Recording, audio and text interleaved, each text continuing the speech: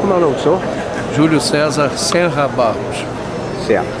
O senhor participou das lutas pela democratização do país? Sim, eu era estudante universitário em 69, estagiava na penitenciária Lemos de Brito, lá conheci os marinheiros que estavam presos e me engajei logo na luta para a fuga deles, preparação da fuga deles e a criação de um foco guerrilheiro.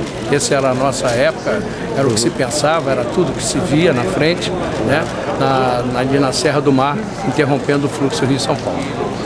Foi nessa oportunidade que eu conheci o Tigre, para mim, porque eu não conhecia ele como outro nome.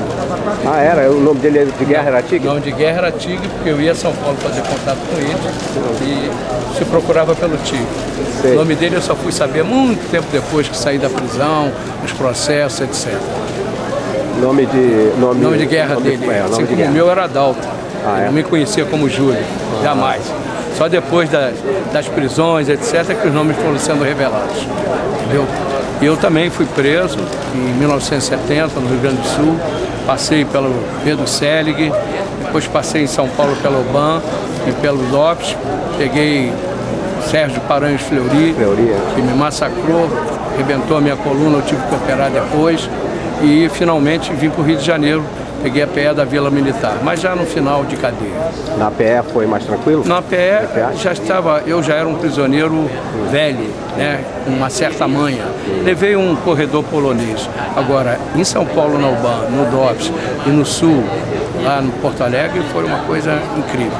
Até hoje a gente ainda guarda as marcas. Essas marcas que o Neguinho traz e que talvez o façam com que ele se sinta inseguro com relação à volta. Porque realmente ainda hoje sonho com gritos de companheiros, quem é que está sendo torturado, quem é que não está, entendeu? Então é uma história muito sofrida, mas muito sofrida mesmo. E contando hoje, para mim, o que é o mais incrível, vendo essa geração de jornalistas novos nos entrevistando, a falta de conhecimento desse período da história. Isso, é incrível, quer dizer, não é obrigado a saber tudo, mas, se situar com relação aos anos de chumbo, o que foi esse período de 64 até a anistia em 79, porque, eu saí em 73, mas a repressão não parou, não, pelo contrário, no período de 73, 74, matou muita gente, matou gente em carro, tacando fogo em carro em Jacarepaguá, entendeu? Foram liquidando um por um. Infelizmente, a dissociação do trabalho de massa fez com que as organizações militares, que nós éramos, né, paramilitares de ações armadas, fossem sendo liquidados um por um, por falta de uma estrutura que realmente deixassem eles seguros com relação ao prosseguimento do seu trabalho. Eu, quando fui para o Sul, saindo daqui do Rio de Janeiro, tínhamos participado da fuga dos presos, que realmente ocorreu, tiramos os 11 presos lá da Lemos de Brito, fizemos ações armadas, etc. Mas quando eu fui para o Sul, eu fui com o intuito de reformular toda a minha prática política. Por quê? Porque sem organização, a nossa desbaratou-se uma semana. Sem base política, sem massa para você trabalhar, para te sustentar, você realmente tinha um fim muito rápido. Durante aquele primeiro período do golpe? Não, depois do golpe. Bem depois. 69, quando começa a nossa atuação firme aqui no Rio de Janeiro, em ações armadas, etc. Como no Brasil inteiro. Entendeu? Agora, uma outra coisa que eu queria comentar, já que você está falando sobre tortura, é que nós, das organizações de esquerda, não tínhamos uma noção, uma experiência anterior com tortura. Nós havíamos relatos assim muito longínquos do que ele seria feito com a gente. E quando você é preso, aí é que você vai ver o que vai te acontecer. Então nós não tínhamos um referencial. Eu só conhecia, por exemplo, uma experiência do padre Talpe, aquele dinamarquês que foi preso em São Paulo, foi torturado, a Arquidiocese de São Paulo denunciou as torturas, mas nós não imaginávamos o que era uma cadeira do dragão, o que era um pau de arara, o que era um afogamento, entendeu? O que era aquela maricota rodando no dedo da gente, bucha de bombril na boca que me tirou todos os dentes naturais, entendeu? Então, nada sobre isso nós tínhamos.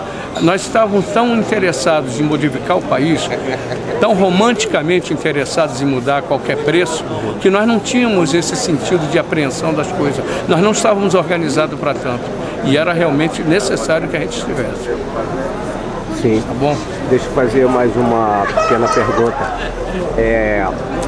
Essas ações que vocês fizeram elas libertaram aqueles companheiros da... Estavam na Lemos de Brito, que ainda estavam presos. Você participou dela, você já vivia lá? Participei porque eu frequentava a penitenciária. Eu participei da parte de fora, né?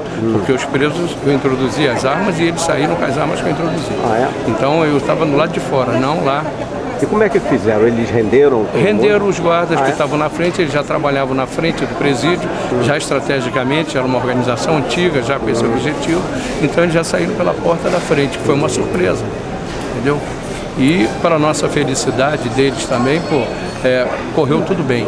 Um guarda que estava na guarita ficou assustado e se esquivou de defender, que poderia ter sido fatal, entendeu? A primeira rajada ele se abaixou e deixou o caminho livre para atravessar a rua e já entrar nos carros e ir embora lá para Mangaratiba, região de Monsuaba. E quanto já que havia um golpe militar, o bicho estava pegando, digamos assim, qual o preparo bélico que vocês tinham, treinamento, se é que... Não, nós tínhamos treinamento de manuseio, de montagem de arma e algumas aulas de tiro, lá nas praias desertas da Barra da Tijuca, o Recreio, que naquela época era bem deserta mesmo, entendeu?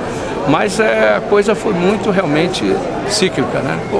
Uma rapidez incrível. Você saía da legalidade para a ilegalidade de uma forma muito rápida. Então o treinamento não era um treinamento assim, como você pode imaginar, fantástico, entendeu? Claro, houveram organizações que se prepararam melhor, aquelas mais militarizadas, caso do La Marca, o VPR, alguns grupos de trabalho armado do Marighella, da LN, entendeu?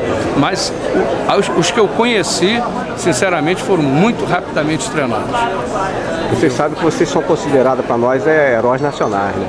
Olha, a visão do herói é muito relativa. Ela é relativa, entendeu? Mas o povo brasileiro deve essa homenagem a vocês. Não, eu acho que nós precisamos contar a nossa história. A história dos que foram derrotados, porque até então a história oficial é dos vencedores, e nós sempre é, né?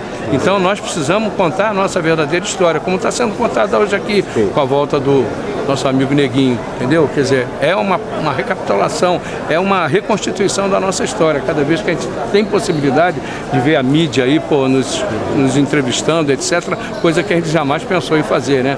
Um Globo está aqui, né? A bandeireta é do Sarney. É do Sarney, claro. Infelizmente, né?